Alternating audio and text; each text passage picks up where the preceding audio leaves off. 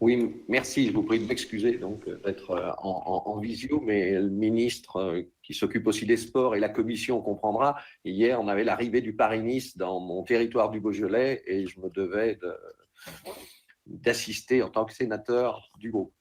Plus sérieusement, moi, je voudrais revenir sur ce problème aussi des certificats médicaux de complaisance dont on parle.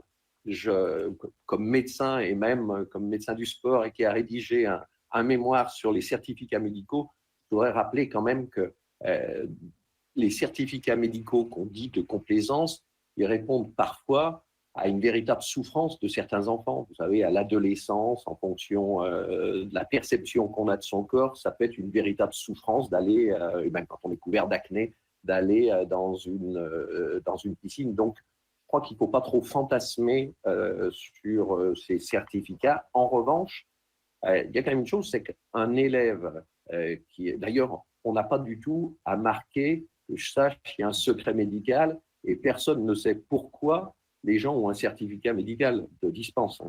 Ils le sont. Il n'y a que si la dispense dure plus de 3 mois que le médecin scolaire doit donner son avis et doit être consulté pour le prolonger. Je trouve que c'est bien.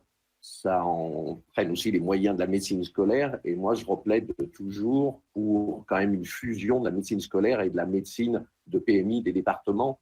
On voit bien qu'une grande partie des problèmes on dit de santé sont aussi des problèmes sociaux, dans le sens de la santé de l'OMS, c'est-à-dire le bien-être physique, psychique et social, et qu'on aurait tout à gagner à fusionner les moyens des PMI et de la médecine scolaire. Mais pour en revenir à ces certificats, vous savez que les enseignants peuvent quand même se faire demander aux élèves qui sont dispensés de sport d'assister au cours, de venir, ce qui leur permet d'avoir un éveil, de regarder, d'avoir même un jour une appétence pour ces matières dont on peut les priver par ailleurs.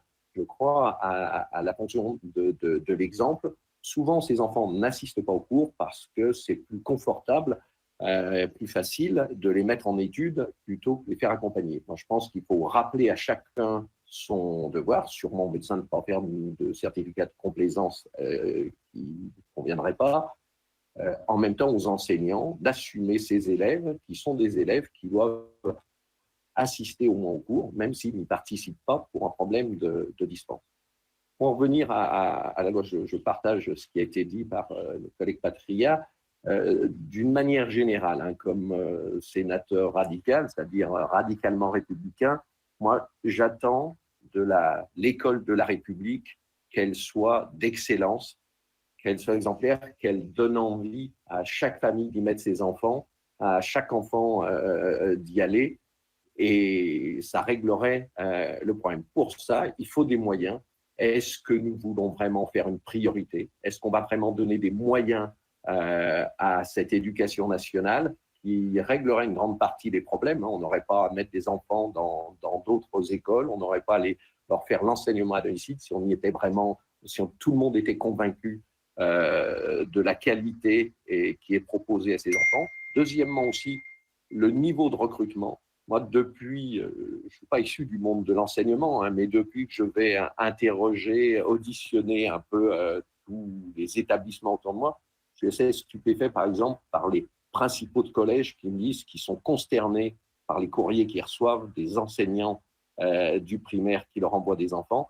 Donc, il y a vraiment, est-ce qu'on veut refaire une priorité, redonner des moyens, monsieur le ministre, à cette éducation nationale? Alors, pour ce qui est de la loi, tout ce qui va dans ce sens, on le soutiendra, mais il faudra passer peut-être aussi un jour à la vitesse supérieure.